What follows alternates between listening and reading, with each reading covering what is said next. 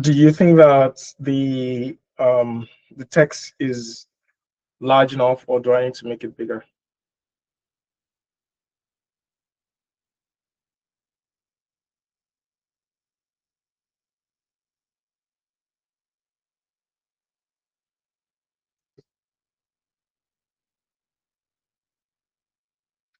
Okay.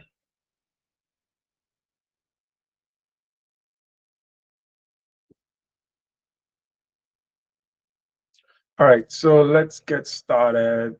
Um,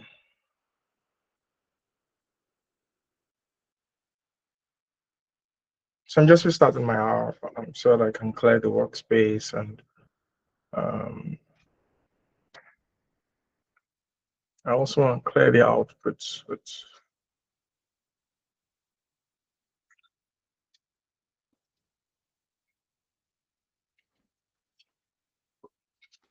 All right, so today we'll be talking about comparing rates, and this is the first time that many of you will come across this in this class. So, uh,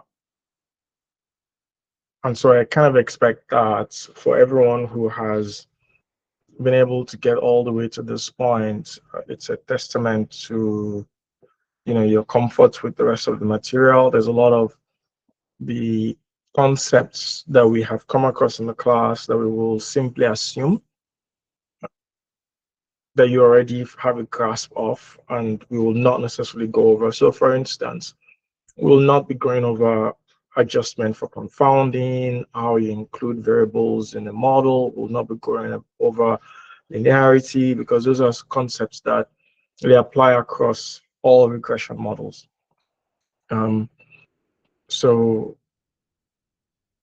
So we'll jump right in, and today we'll just focus on the key models that you need if you're interested in comparing rates.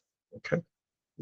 So as usual, we'll play our workspace, and there are some libraries here that I have brought to the top of the code. It's not in the version of the RLab 6 that you have at this top like this, but I find that because you might not already have them installed, and so having them come to the top of your screen like this allows you to load the packages before we get to the point where we absolutely need those packages. All right, so I'll also run them. I already have them installed, so no problem. So today we will use a data set that I just uploaded a few, like 30 minutes ago. So if you go on the course website, you will find a data set. I think it's called Resident Doctors Follow-up Data. And this is completely fictitious data, but it assumes that we took the resident doctors data set and then we followed people up every year for 10 years after 2009 when the data set was first collected. Okay. So again, the resident doctors follow-up data, if you don't already have it, I recommend downloading. It's under data sets on the course website. And that's what we're going to work with all through today. So today we'll talk about Poisson. We saw Poisson last week, so I will use it to set the stage for the later discussion of survival analysis. And the reason Poisson is coming up again, you'll find out in a few moments, and how it is related to the rest of the discussion for survival analysis. So resident doctors 10-year data set, it assumes that we followed resident doctors every year for 10 years, and we asked them at each point in time, right, if they were still practicing clinical medicine or if they had switched out. Okay, so we asked them for 10 years if they were still practicing clinical medicine or they had switched out. So understand that this is what that data is trying to do. So we start from the beginning of the study in 2009, and then we follow them up. And every time a person switches out, right, we make a note and say this person is no longer practicing medicine, or this person is. And we also calculate how long it took from the beginning of the study until when they stop practicing clinical medicine. Okay, so this is the general setup of the data that we're going to work with today. Okay, so we have this data. So I'll just open it in the environment so you can see what it looks like. It's essentially the same resident doctors data set, but if you scroll all the way to the end, you'll see some new variables. You see number of months switched, whether they exited or not, right? The number of years when it took them to actually exit, okay? We'll also work with this calls data set, which is a number of calls that they had in the year, I believe. Number of calls that they had. Yeah, this 520s. Yeah, okay. Number of calls that they had. Anyway,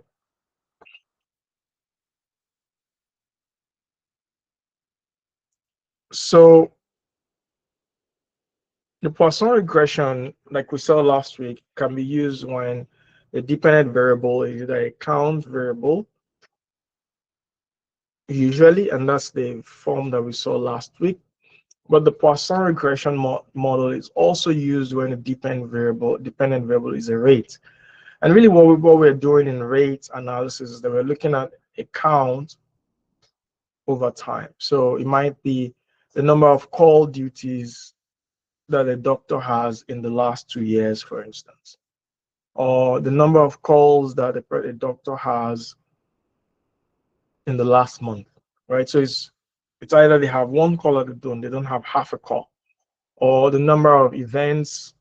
And that event might be maybe a new diagnosis of COVID-19 over a certain period of time, right? And that period of time might be 1 month, 1 year. Because we incorporate time, it becomes a rate. But for a moment, let's focus on the setting in which we have not yet incorporated time. Okay. Last week we said that Poisson is a model of the log of the mean, and that taking the log of the mean allows us to analyze it almost like a linear regression, right? And I said that it's also called the log linear model for that reason. So let's take an example that we didn't take last week. Remember that last week we had just used an example that wasn't really set up for it. So today we'll take one example, which is to compare call duties, the number of calls that a doctor has, let's say in the last 5 years or something, by whether they were male or female.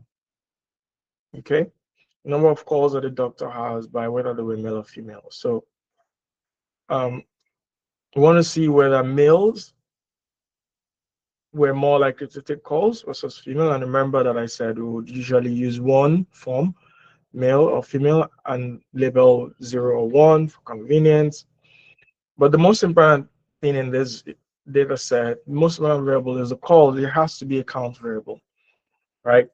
And last week I said that we can either use identity as the link, or we can use log, and that impacts how we interpret the result. Okay, so if we run this model, we get, and we call the summary, we get a summary that looks like this. Okay, and it essentially looks very much like a linear regression output. The beta estimate is the difference in the mean outcome, so the difference in the call. So essentially what you're looking at here is that maybe somebody should try to interpret for us. This is, the link is identity, and we have a beta estimate of minus 185.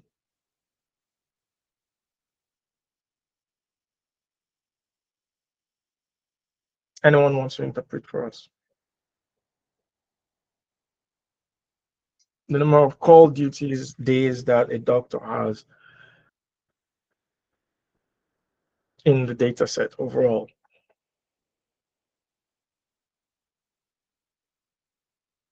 Remember that we said that when the link is identity,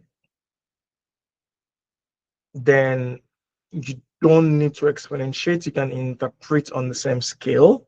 And this applies also to Gaussian and linear regression, right?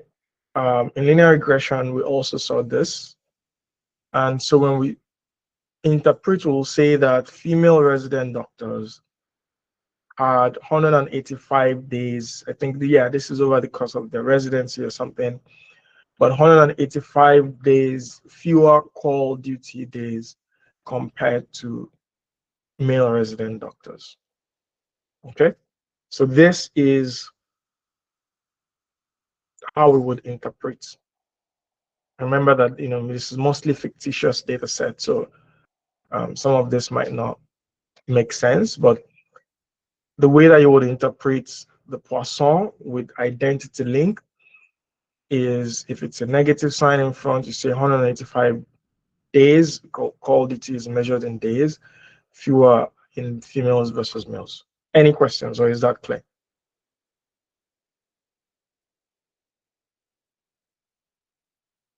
Any questions at all? Can I get thumbs up if it's perfectly clear? Okay, I see one. Okay. All right. So that's when we have the identity link. Thank you. I just want to say that you won't find a lot of people teach the identity link, and part of the reason is because sometimes it fails to converge, and you might have negative fitted values, and so you should always check what it is predicting. Okay, so this is not in the code that you have, but you can look at the means that Poisson is actually generating, and if the fitted values are negative, you want to be sure that that actually represents what you expect to see.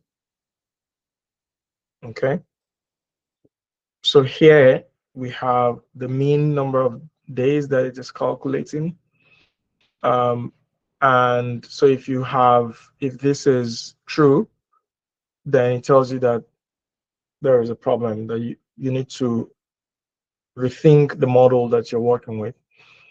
And ultimately, what you want to do is, if it looks like the Poisson regression isn't behaving properly with the identity link, then you should switch to the log link. Okay. I've seen these forms before. We talked about this last week. So I'm going to switch this. I'm going to skip this. Now, I also said that you can use the log link, and that's usually the default for Poisson regression. And if you do use the log link, we can, same question. If you do use the log link, what you will be modeling is a ratio. So you're comparing the calls that males have to the calls that females have, but as a ratio. Unlike before, where you were comparing them, this subtracted by this, now you're looking at this divided by this, right? So the calls that males have versus divided by the calls that females have divided by the calls that males have, because male is a reference in this case. And here, you see that we have a beta estimate of minus 0.80, which is the log, link. And so we have to exponentiate. Okay, we've talked about this before. So when you exponentiate, you will obtain a value that is a ratio. The value that you obtain is a ratio. And so to get the percent difference out of it, you have to, just like we'll do for risk ratio or odds ratio, right? You'll maybe, if it's less than 1, you subtract it from 1. And so here you will get 0.55, and then you convert that fraction to a percentage. So you will say 55% lower. So here you'll say female resident doctors have 55% lower call duty days compared to male resident doctors. Again, this is fictitious data, so don't read any meaning into what it means. Okay. So, and you also interpret the p-value, and you can conclude that female resident doctors had fewer calls than male counterparts. Okay, all right. So all of that is just set up. But one of the things that you might realize is, someone might say to you, oh, could it just be that female resident doctors are spending less time in the residency, maybe because they're so smart, while male resident doctors are spending so much extra time, And that's why they have all those extra call duty days. When you're comparing variables, especially events, it's always helpful to account for the duration of time over which those events accrued. Because time could be a confounder, right? And we can account for it in the analysis by introducing what is called an offset term. Okay? Introducing what is called an offset term. An offset term is basically just time, the logarithm of time. And so we make one change to that model with the log by adding this statement, okay? Offset equals logarithm of resident years. Resident years or rest years is the duration of time for which the resident doctor has been in a residency program, okay? Which is the period of time over which those call duties days might have accrued. So we account for time in the model, and so then that becomes a rate, okay? Because now we're accounting for time, events divided by time, it becomes a rate. So when you run that, we went from minus 0.80 to minus 0.15, right? It's still significant, but now the beta estimate is minus 0.15. And how do we then interpret? We will interpret this as a rate ratio, and we'll say that resident doctors had, or we can interpret as a percent difference as well. Well, since we're counting for time, we'll say that female resident doctors had 14% fewer call duty days compared to male resident doctors when you account for the duration of time in residency. Or you might say that the call duty rate is 14% lower, right, among female doctors compared to male doctors. Any questions?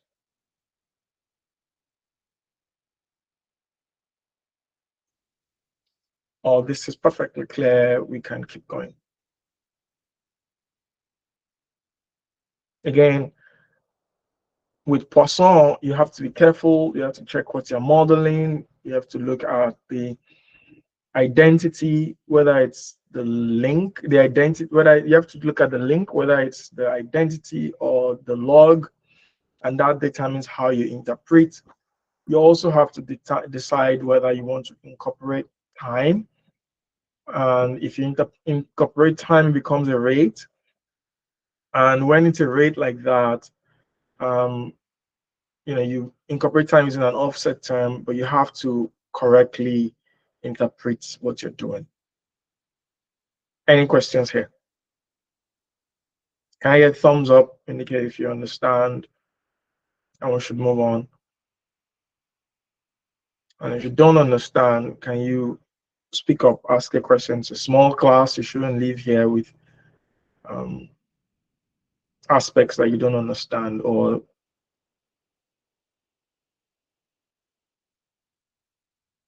I don't see any thumbs up, so that's worrying.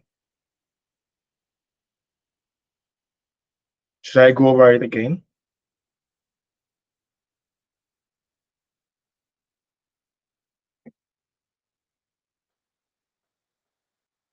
What should we do, guys? Go over it again? Okay, let's go over it again quickly. All right. So Poisson regression is a model of the log of the mean, and we use Poisson regression for count data. Okay, we use Poisson regression for count data when the outcome is a count, and we said that an example of situations where the outcome might be a count is, for instance, call duty days or the number of people. So you might say, how many children does each person have? You might say, how many resident doctors are there in this room? You might say, something that we know what count variables are, right? But Poisson regression can also be used to model the rate. And there's not much of a difference. The difference is just that we have a count variable that we are now accounting for time. That's the difference. And so Poisson regression allows us to examine the analysis through the entire breadth of that, whether you're just looking at the count, whether you're looking at the count accounting for time, which is the rate. So how do we then model when we're interested in the difference in the mean? We would use the link will be identity. If we're interested in the difference in the mean, where we're not changing the units, say you just want to know on an absolute difference scale, how many the female resident doctors have more call duty days than male resident doctors. You're not interested in, oh, it's the percentage, you're not interested in ratio. You just want to know who had more, right? If males had 5, if females have 3, something like that, and or you say 2. So a simple difference like that is what you're interested in. And you might say, why don't you just calculate the mean and subtract? But the issue is that when you use the Poisson like this, you can do other things. You can adjust for confounders. So we could have added other things. So that's why we're going through this process using the regression model as opposed to just subtracting by hand, right? So if we use a link of identity, then we would interpret as the difference in the means. So in this case, when we run this model like this and we obtain minus 185 days, remember that this is over the duration of the residency, then what we're saying in essence is that female resident doctors had 185 fewer call duty days than male resident doctors. So male resident doctors were doing more calls. Okay. Now, one question might then be, what if I wanted to present this as a ratio, right? Instead of subtracting, I want to present this as a ratio, or I want to present this as a percent difference. In that case, we would use the log link. We would no longer use the identity link, we would use the log link. And so when we use the log link and we obtain this value, we have to exponentiate. With the log link, we have to exponentiate.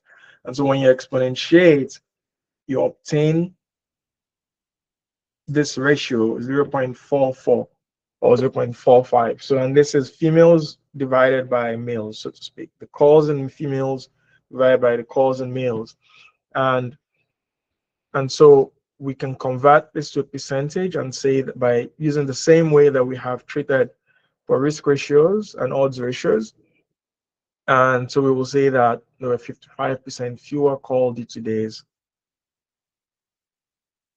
completed by females compared to males. Okay. But the person might say to you, actually, it might just be that the duration of time that each group is spending is different. And the ways to think about it, maybe females are whip smart, they're finishing their residency on time, while all these men are taking extra years, and that's why they're spending so much time in residency. So time confounds the relationship because the amount of time a person spends impacts their opportunity to get events, right? It impacts the number of call duties that they might be doing. Okay, so in that case, you want to account for time by using the offset term, which is you're also taking the log of the time. So you want to account for time by using the offset term. The key thing is that the time cannot be 0 or negative. All right, so once you use this offset term, you're able to account for time and you obtain a ratio still, but it's a rate ratio, right? It's clear this is a rate ratio minus 0.15, and for this as well, you exponentiate. So when you exponentiate, you obtain 0.86. and you interpret that as a rate ratio, you'll say that we infer that the call duty rate was 14% lower among female resident doctors compared to male. Or you might say we infer that the call duty rate was 0.86 times the rate among male counterparts. So either approach of interpreting is fine. But this is the general structure of Poisson regression. You're basically either looking at the model of the means, difference between the means, right? Mean of count variables. Or so if you look at the model of the means, you either want to interpret it as a mean difference or as a percent difference, or you want to account for time. And when you account for time, it becomes a rate. And when you then do that, you can interpret it in this ways and use an offset term in the model to account for time. Any questions?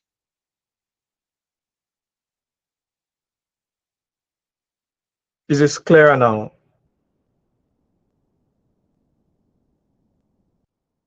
Any thumbs up for, okay, at least I got this. Okay, thank you. All right, so this is all important, and this is largely a review. Last week we didn't talk about the rate component for Poisson, so it's fair that we've had to go through this twice. But everything else we're going to do today relates to rates, right? So there are three potential ways. There's more, but there's three ways that I'm going to teach you today to compare rates. The first one we have seen, which is using Poisson regression. Okay. The second one that we're going to see is the Kaplan-Meier curves. Okay, the Kaplan-Meier curves, and this is fundamental survival analysis. But here I want you to take a step back and think about the case that we're dealing with, right? And then understand that case and use that to answer a few questions. Because those questions, you always have to answer them before you start survival analysis. It's important in Poisson regression, but it's not as central, right?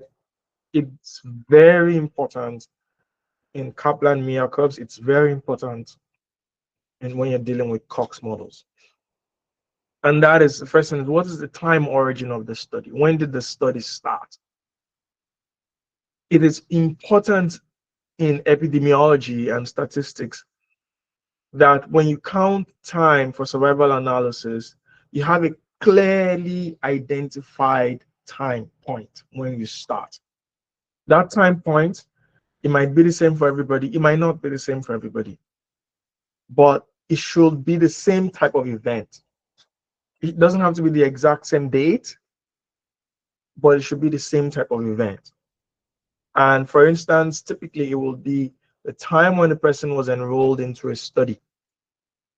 So you're conducting a survey among resident doctors in Lagos. So you're going to them all over their hospitals, and there's multiple hospitals, and you have to catch them in the call room when they have a breather.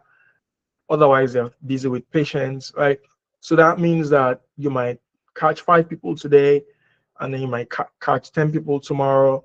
So you're not enrolling everybody on the same day. But the day when you enroll that person into the study, that is the time origin for that person. Okay? If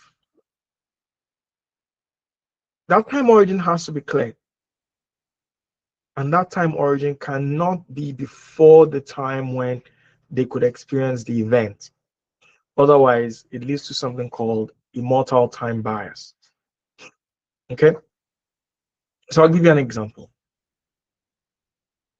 A resident doctor who does not take calls at all, he cannot take calls for whatever reason. Either it might be that there's an accommodation that the hospital has given them to not take calls, or it might be that they're in the first month of their residency and so nobody trusts them with patients, and so they're not letting them take calls. You know, for example, if that exists, In that period when they cannot take calls at all, not that they are not taking calls, but they cannot take calls, you cannot include them in the study for that period. That time origin has to start from a time when they can actually experience the event. The time origin is very important because it helps you to calculate the time scale, and we'll see that in a moment, but it also helps you to prevent bias. The second parameter that you're interested in is the event, the target event. This also has to be clear, and it should not be an event that it happens, doesn't happen, or you're not sure. In survival analysis, we want to use, and we would usually use an event that is clearly identified. That very often these are what we call hard endpoints. That if a person, if you go back to a person like 2 years later and says, "Oh, when did you experience this event?" There's a fair chance that they're going to remember the exact date, or at least be very close to it. An example is death, right? If you go to a person and ask them when their father died, there's a fair chance that they can tell you the exact moment, right? They might say it was on a certain date. So death is a hard endpoint. For the purpose of this analysis today, we will not use death because everybody uses death in survival analysis. We'll use something else so that you don't get the impression that we call it survival, which means it's related, often related to death, but it doesn't have to be. So the target event that we're using today is when a person leaves medicine, stops practicing clinical medicine. And it might be that, oh, is in residency and then drops out of residency. So that's one event. You know, at that point, they decide, you know what, I'm going to go work in a bank. So that's an event. It's clear. They stop practicing clinical medicine. Another one might be maybe they travel abroad, they travel to a new country, and because they've traveled to a new country where they don't have a license to practice, they cannot practice clinical medicine anymore, right? Or they decide, you know, I want to go check out consulting, and so they get a job at McKinsey and they're off. So those events, they're clear. And it has to be, a person cannot be yes or and no for this question. It has to be, they have to choose only, it has to be only one. Okay. So that's the target event. So target event is very important. It helps us to determine the state that the person is in. The time scale is, there's two components here. One is the actual measure of the time, how much time a person spent in during follow-up, and that's the time from the time origin until the target event. So that's one component of the time.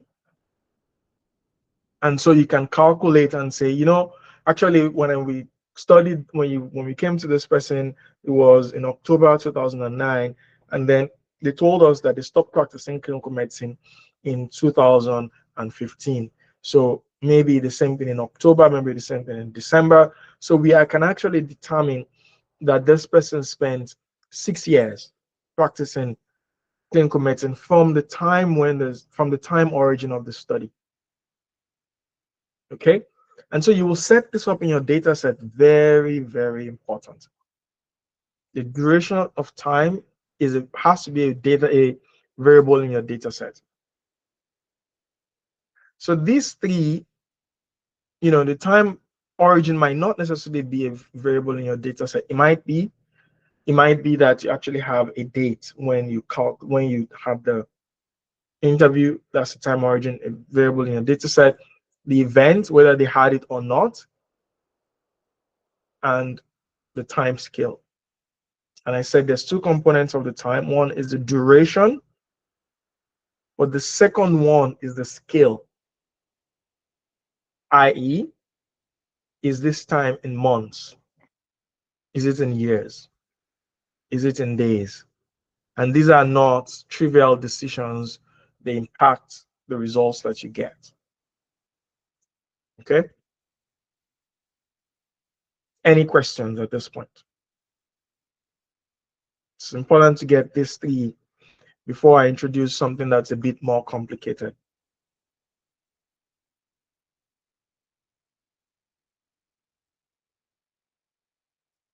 Is this perfectly clear? Can I get thumbs up? You know, you understand what the time origin is, what the target event is, what the time scale is. Okay, I see one. Anybody else? Does anybody have questions? For example. Please, can you Yeah. go over the target event again, if you don't mind? Okay, good. The target event is basically the outcome that you expect people to experience. That's the outcome of your interest. I'll give you another example.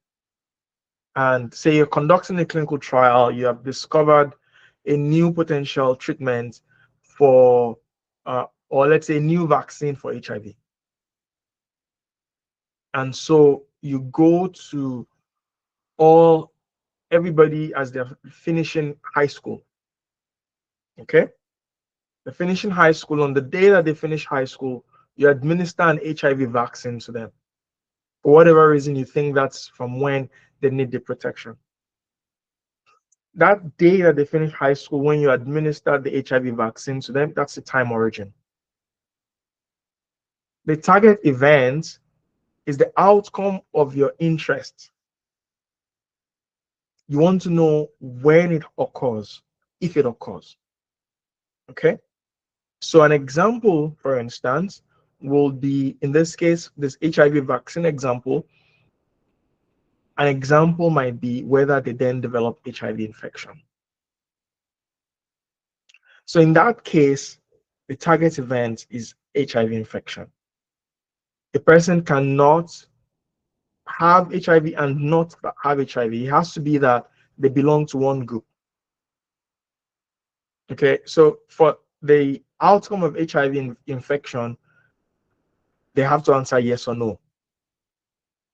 So in that vaccine trial, the target event is HIV infection. And it has to be mutually exclusive. A person cannot belong to both groups.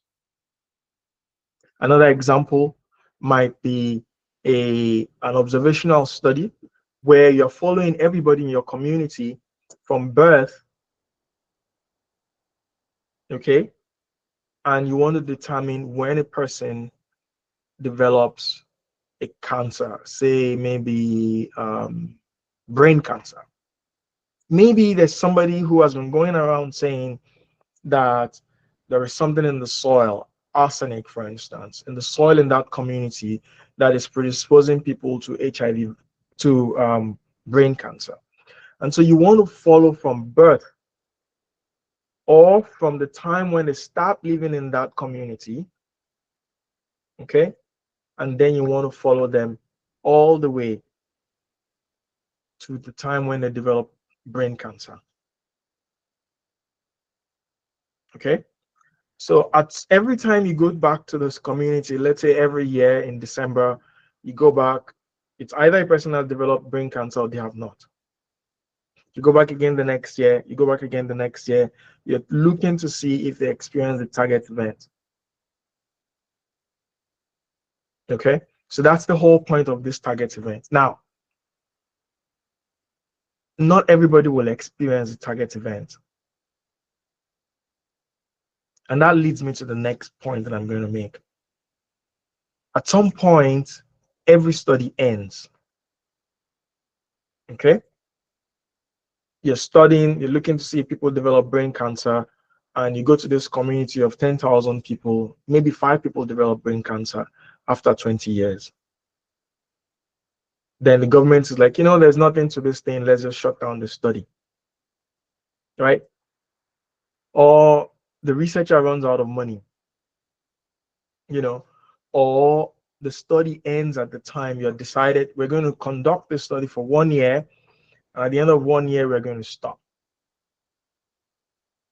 At that time, when you stop the study, some people would have experienced the target event, and you know when they did, but there will be other people who did not. But you have to stop counting at that point. That point in time when you stop counting, that is administrative censoring. Okay? The reason that you stopped counting is because the study ended, not for any other reason. You knew where everybody was at that time. You knew whether they had experienced the event or they did not, but you had to stop the study. That's administrative censoring. But there are other reasons why a person might exist for whom you don't know where they are, or you don't know what happened to them, or you know what happened to them, but that thing that happened to them prevents them from experiencing brain cancer,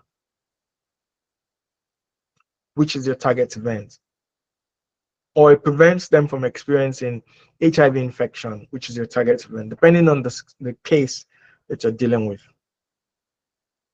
Okay? So, what are those things that might prevent a person from either experiencing the target event or being administratively censored? So it's either a person has experienced the event, or they're administratively censored, or a third thing happens. People have to belong to either of these three groups. That third thing that happens, it could be multiple different things, but that third thing prevents them from being captured at the time of administrative censoring, but they did not have the target event. An example: you administer your HIV vaccine to people as they are graduating from high school, and then you go back again in a year's time. One person took the SAT and fled to the United States, or they joined the army and they went off. So that means that you can no longer find them for whatever reason. You don't know exactly, or maybe you know that they're somewhere, but you don't have a phone number to reach them by. You don't have an email address. You don't have any way to contact them. And this happens very often in studies. At that point in time, they're lost to follow up. Because they're lost to follow up, they are not present at the time of administrative censoring at the end. You cannot account for them, but you know that they did not have the target events during the time when you could account for them. So for these people, you have to censor them at the time when you can account for them. So the last time you could account for them, that's where they actually stop in your study. You don't bring them all the way to the end of your follow-up. You censor them at the last time when you could account for them. Okay, so that's lost to follow-up. But the trickier one is competing event. Okay, a competing event is something that happens. It might be a bad thing itself. It's not lost to follow-up, but it also prevents them from experiencing the target event, and they are not present at the time of administrative censoring. Right? And they're not lost to follow-up. So this one, you know where they are. Okay, you can account for them, but you know that they will not be able to experience the target event. I'll give you an example. Brain cancer. A person, you're studying people for brain cancer, and then they die from a traffic accident. I mean, it happens. People die from traffic accidents all the time. So they never experience the target event. They are not present at administrative censoring. They are not lost to follow-up. You know where they are, right? that's a competing event. And the way to understand competing events, I mean, death from something else is usually the easy example, but there are other things that cause competing events, and it really depends. You have to think carefully about the case and ask yourself, what are the potential competing events in this case? Something that prevents them from experiencing the outcome. And it might not be easy to draw depending on the way that the case is set up. So for instance, when you think about this exit from clinical medicine example, it's hard to think about what a potential competing event might be. Something that prevents them from exiting, from experiencing an exit from clinical medicine, you know, maybe that's not maybe death. Somebody says interference. Yeah, kind of like you can say it's sort of an interference, something that interferes with their ability to experience the event.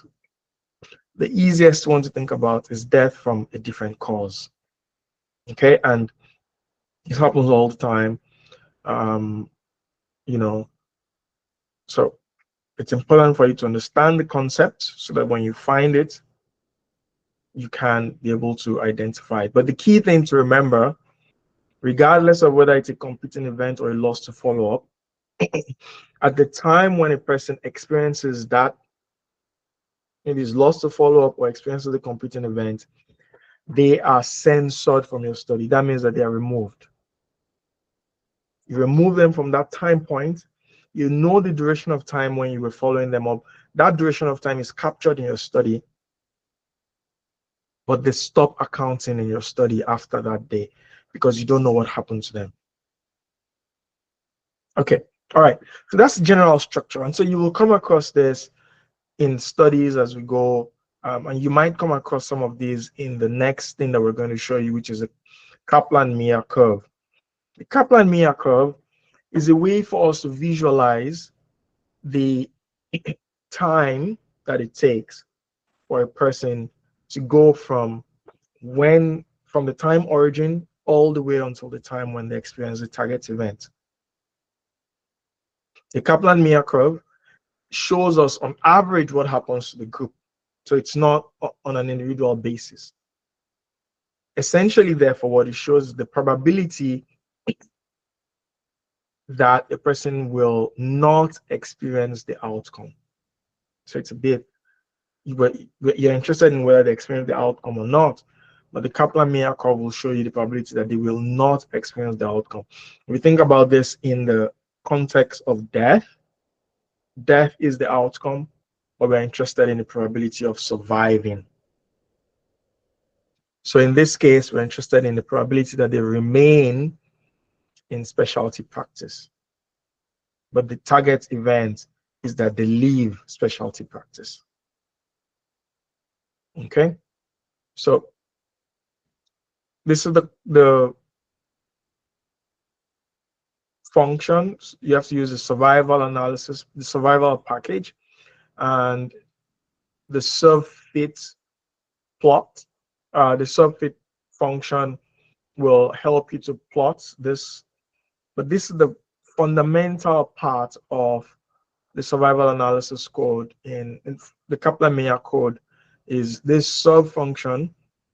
The switch MOS is the number of months, the duration of time that comes first, followed by a comma, and then the target event, whether the person experiences it or not.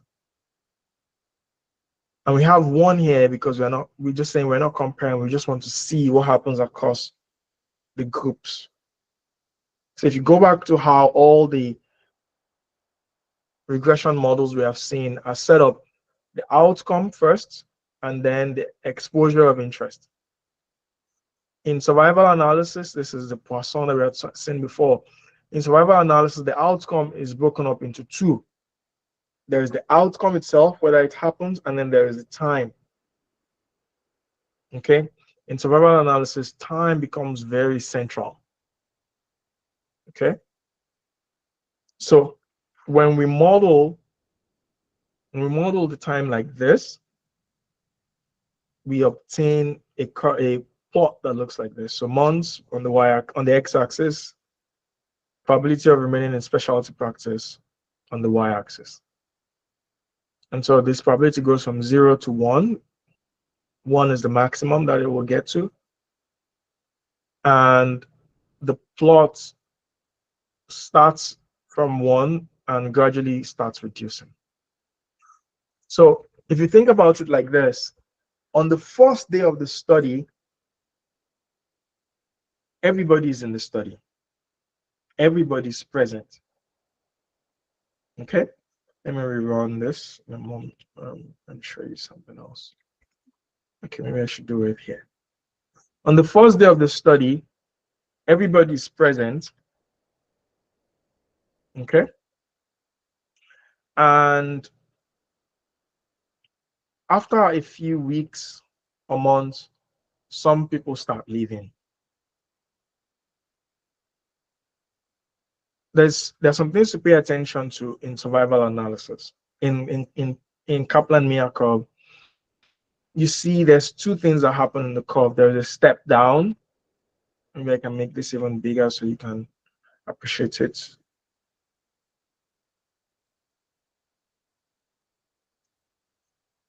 There is a step down.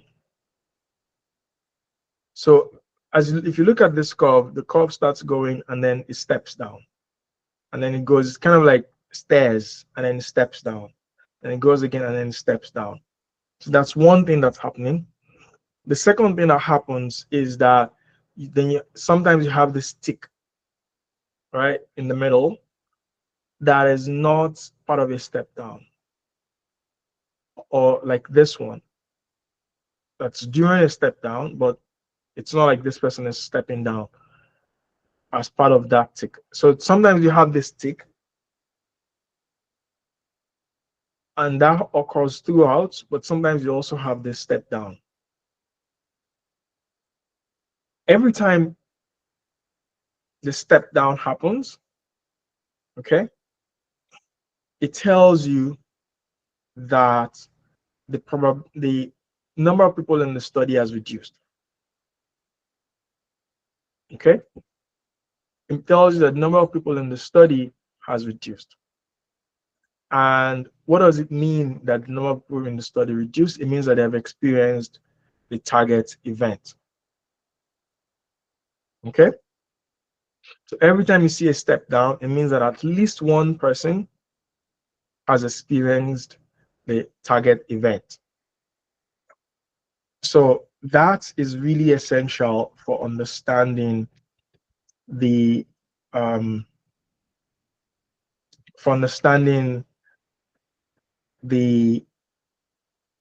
Kaplan-Meier curve. Okay, any questions?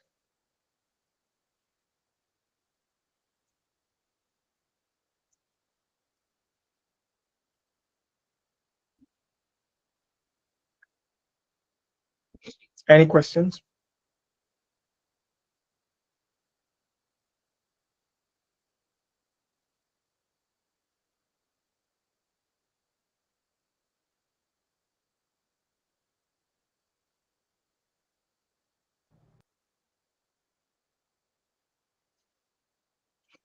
So again, when you go from that, it's clear, very good, thank you. So when you go from that 1.00 100% presence in the 100% presence in the number of people, right? If a person experiences an event, there's a drop. If at least one person experiences an event, it might be more than one person. So the size of the drop tells you whether there's a large number of people experiencing the event or just one person or just a few, right? And you can see that these drops, they're of different sizes as you go throughout.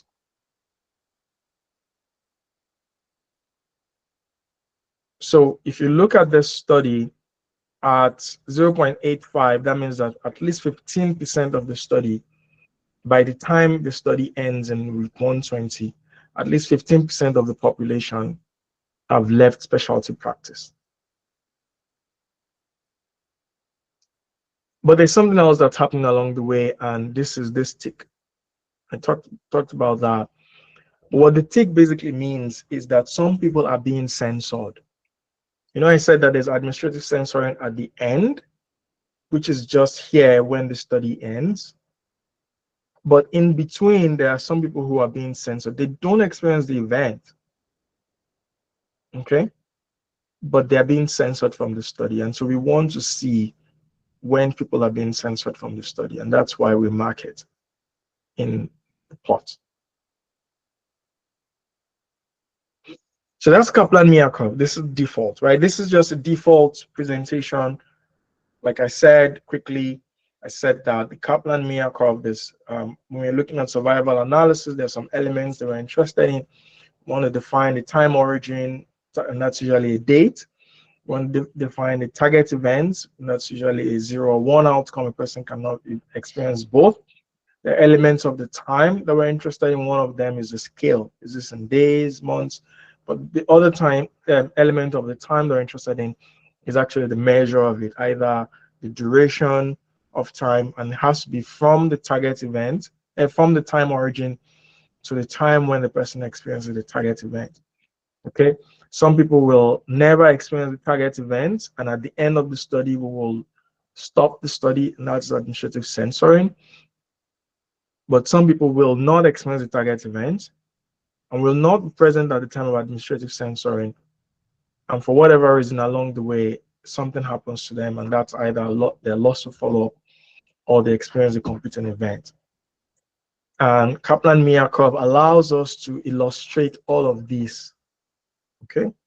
And this is that plot. And I said that the plot will typically start from 0 to 1 because it's a probability that we're looking at on the y-axis. And sometimes we can truncate the curve so that we can, we can change the y-axis so that we can visually, it can be easier for us to see when there are drops and when there are ticks. So that's why I changed that scale here so you can see, and I go from 0.75 to 1, and you can more clearly see the drops when they happen and the ticks along the way. And I said that the drops are indicative of when a person leaves the study, while the i.e. when the person experiences the target event, while the tick is indicative of when a person is censored, okay, during the study, not at the end, during the study. For Kaplan-Meier curves, we can also have a confidence interval, okay, that's the default. Default is that it will come with a confidence interval. And remember that I also said we have 1 here because we're not comparing to anything, we're just seeing the mean across the whole population. Okay, so there's 2 elements of the outcome. Usually in regression models, on the left side of the equation, there's usually the outcome. But here, because there's 2 elements, either they experience the event and when they experience the event. Okay, so this is all about Kaplan-Meier curve in the base case. Okay, we can, yeah, Debbie, question. Yes, my question is, so is it that each tick is indicative of an individual? So can we therefore look at this and say, if we started out with 50 participants and there are 1, 2, 3, 4, 5, 6 ticks along the way, that at the end of your period, when you're having no administrative censorship, you would have 5 persons less or fewer? Is that what you're saying? That each tick represents a single individual, so we can count? Yeah, so not necessarily. Each tick means that at least 1 person Okay, experienced at least 1. at that point in time. Yes. Okay. And we cannot simply count like that because remember that people are also experiencing the event. Right. Mm-hmm. Yeah. So there's two things happening at the same time that we're trying to visualize. Any other questions? Okay. All right. Sometimes we want to compare groups. And that's more often the case that we want to compare groups.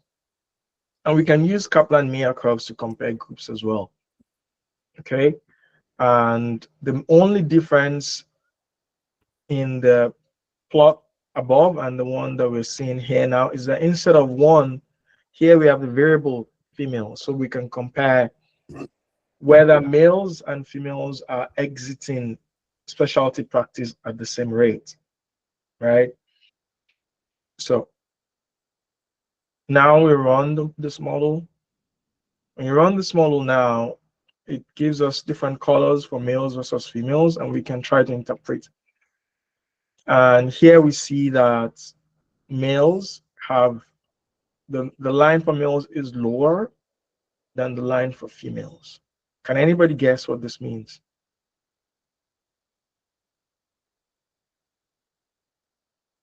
Do you think that men are living faster or women are living faster?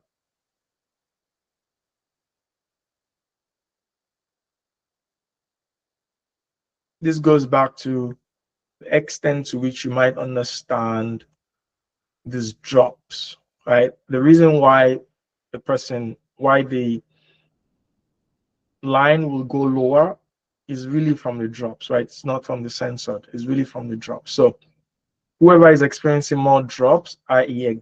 experiencing the target event, right? If men are experiencing the target event more, they will have more drops. If women are experiencing the target event more, they will have more drops. So if you go back to this plot now, who do you think is experiencing the target event more? Is it males or females?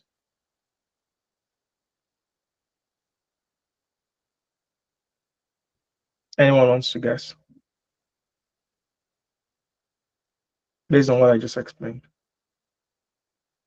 Males, yeah. So males are experiencing the target event more than females. Okay. So the line that is lower indicates that that group is experiencing the target event more. But one thing that you might immediately see is that these lines are not too far from each other, right? They're not too far from each other. And remember that I said the default is always the confidence interval, to have the confidence interval in the model. So you might say, you know, I want to see what the confidence interval looks like for this plot. Okay, so now we say confidence interval equals true. So when we model this and we have cut the y-axis at 0.6 so that it can be easier for you to see what's going on, what do you think? The confidence intervals are overlapping, as we can see, and there's a different way to visualize it.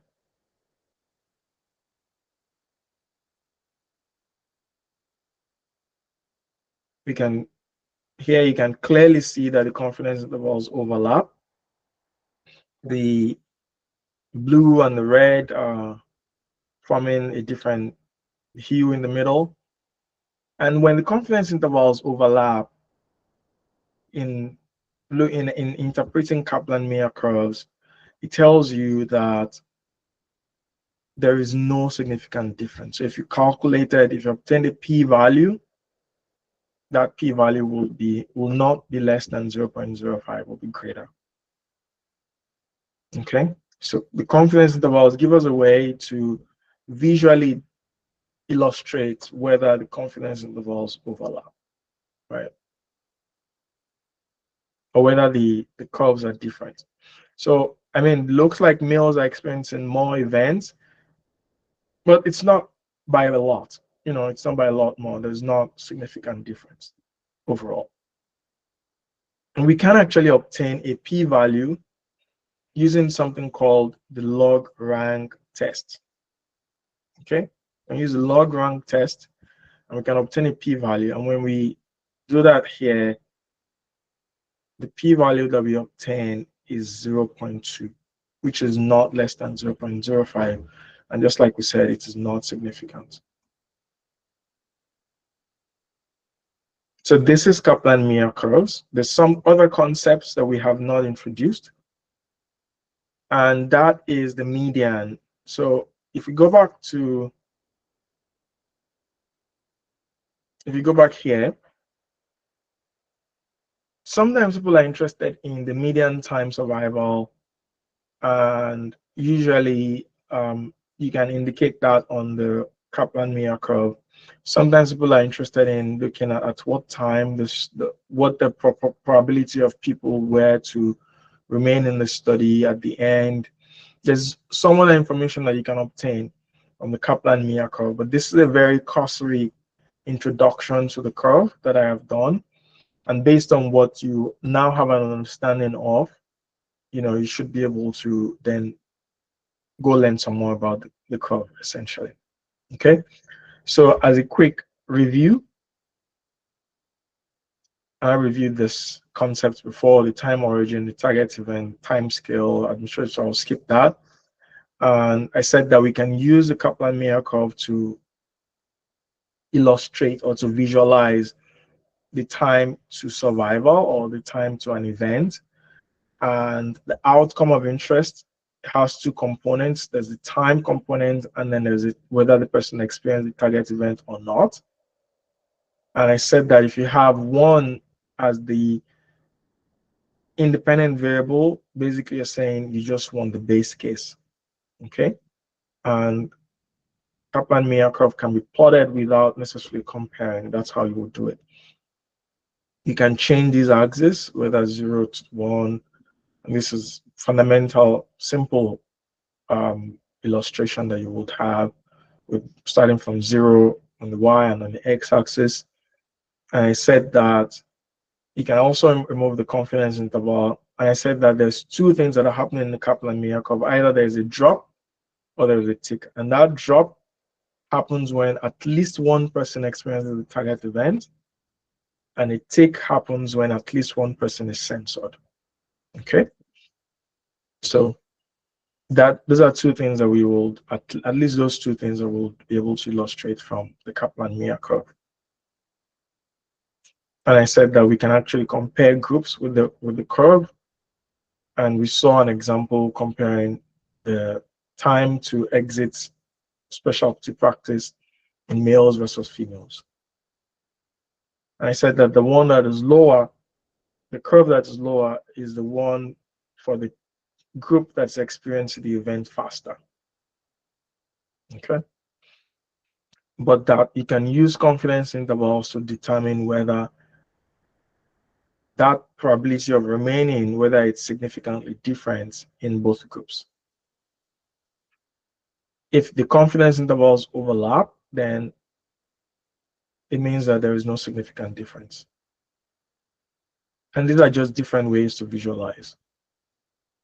And I also said that we can obtain a p-value. Some people want a p-value, keeps their heart warm.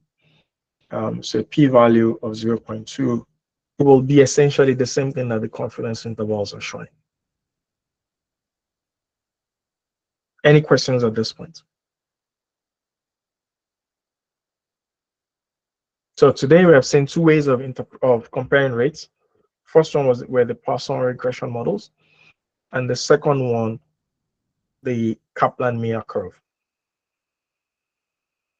Now we come to the third one, which is the Cox model.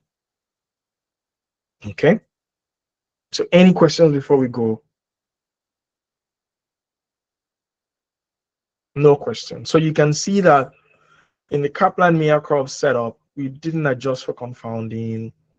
We're more focused on the visualization. So very often, if you look in the New England Journal of Medicine, for instance, a lot of the papers that you will see will have a Kaplan-Meier curve where they're comparing a new treatment, and there's a target event, and there's time is an important parameter. You will almost, I would say maybe 30% of papers in the New England Journal of Medicine will have a curve that looks like this, right? That where they're comparing, not this one. This one. You will have a curve that looks like this, and there might be a p-value somewhere written. And that p-value is from the log rank test.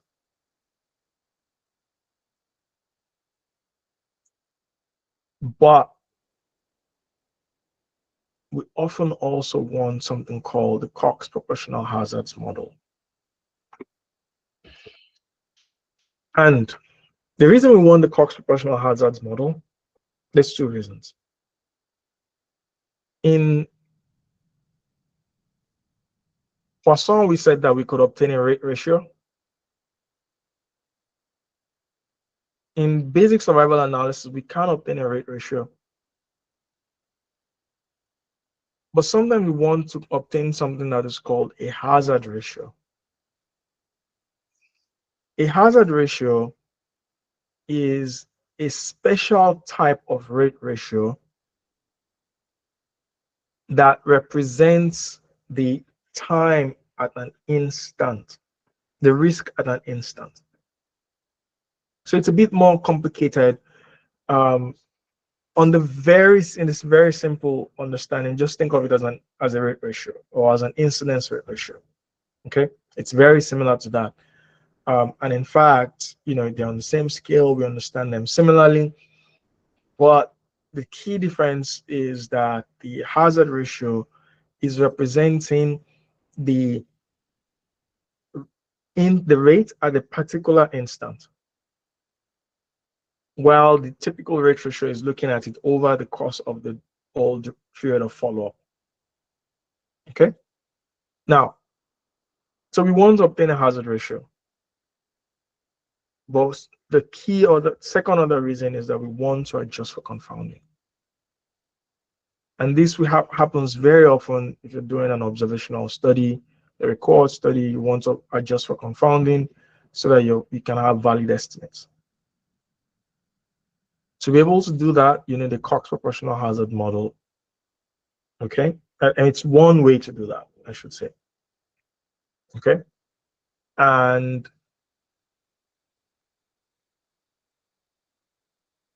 the setup is very similar in terms of how you will code.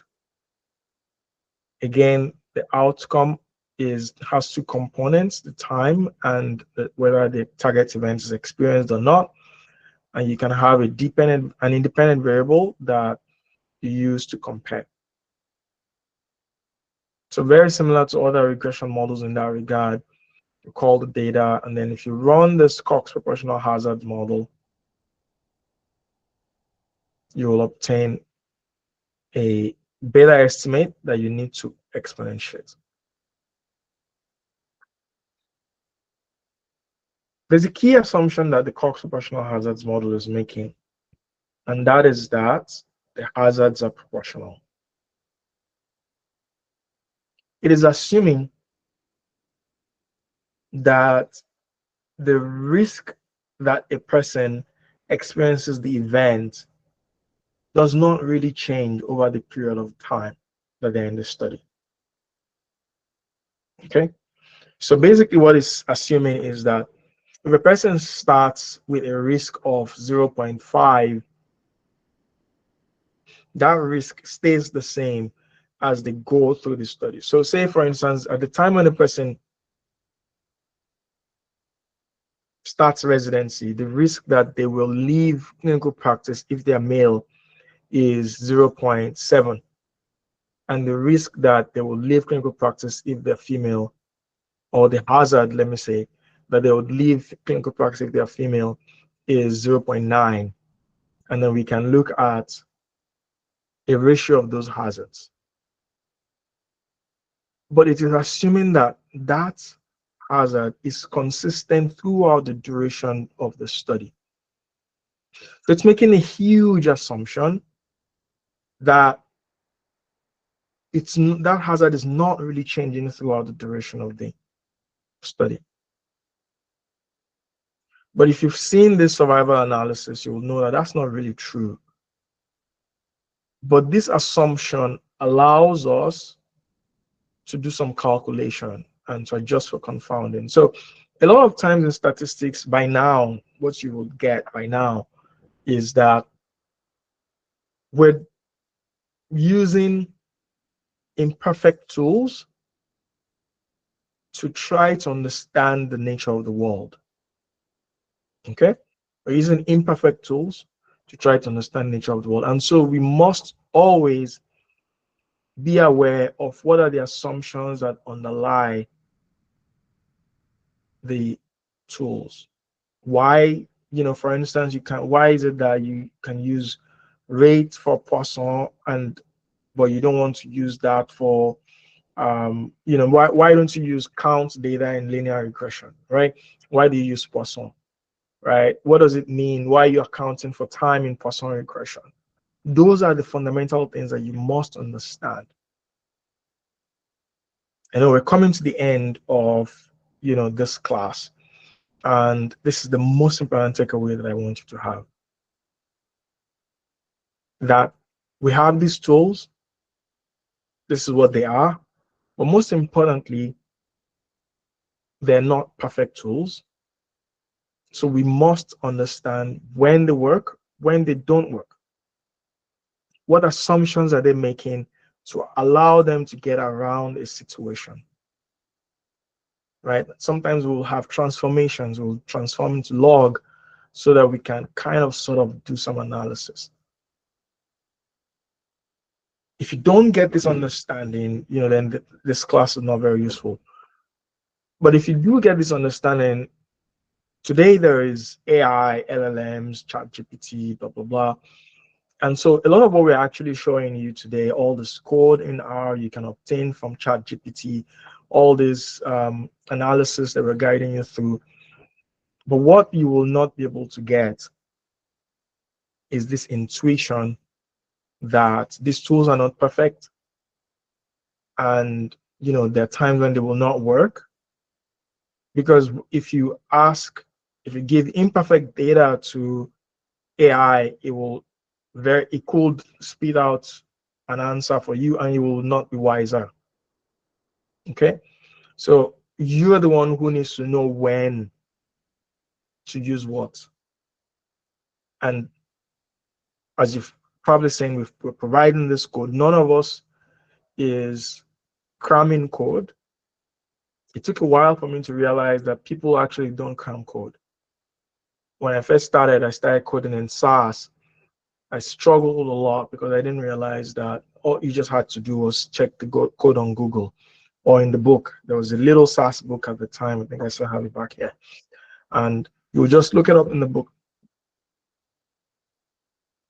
That's how everybody was doing it. So all of this code that we're sharing with you, you're not going to cram them.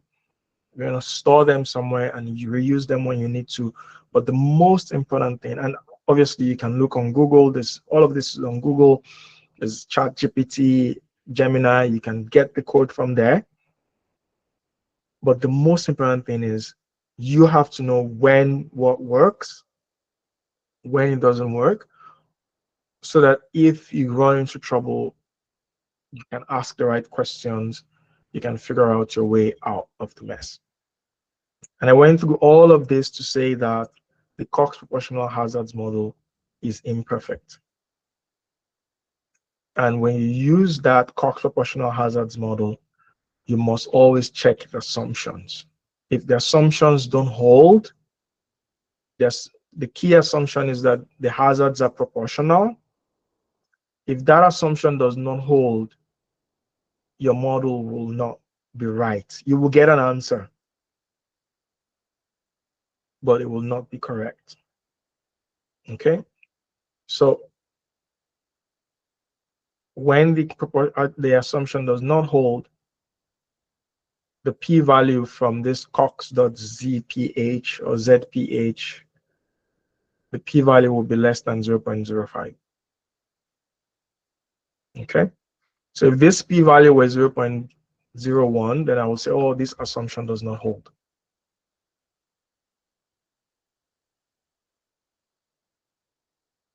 So in this case, the assumption holds, but if the assumption did not hold,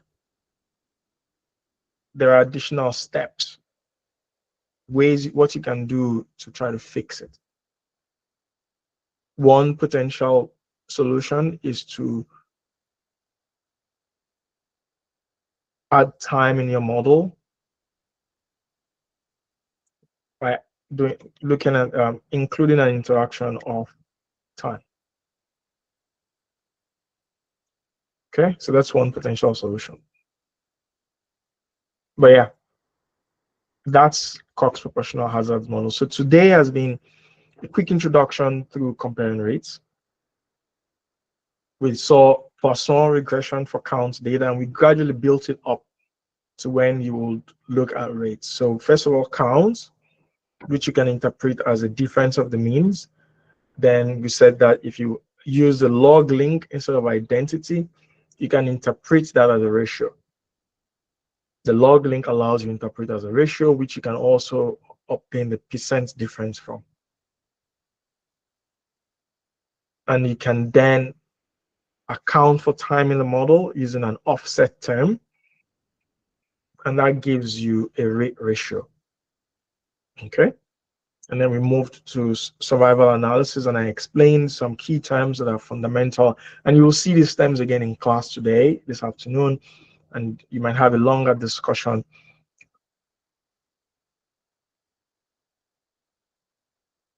And then I talked about the Kaplan Meier curve, what it is, and two key things: whether there's a drop, whether there is censoring, and how to find those on the curve.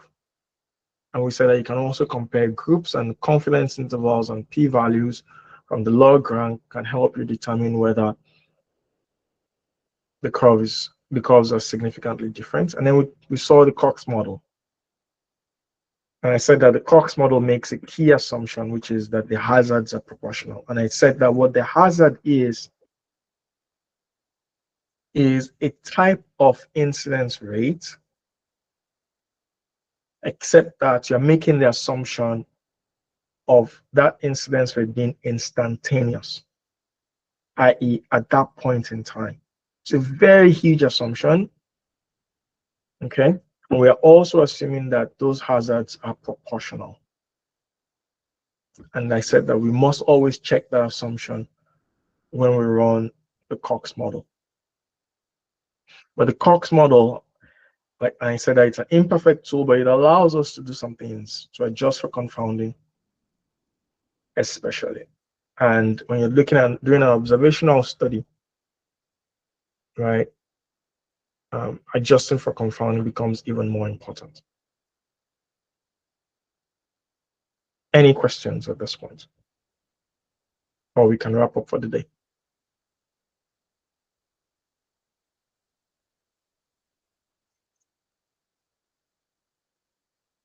So this is basically just a springboard for you. All of this, we've taught 3 topics today that are usually taught over a few weeks by themselves, so you should not assume that this is all that there is to know in Cox models, especially, or survival analysis. There's additional material, but I hope that we have given you enough to ask questions and as a place to start, basically.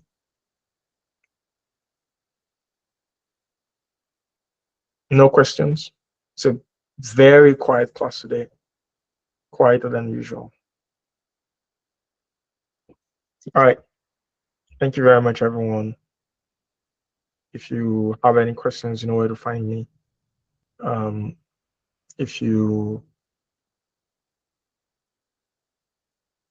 have any questions, I'll wait a little bit on the line while we can stop the recording. And yeah, thank you.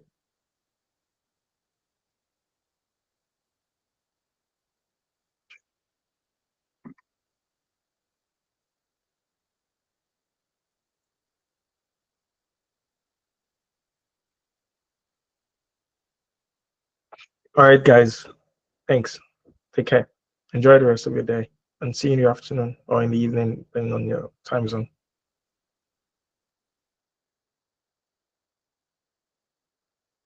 Thank you, sir.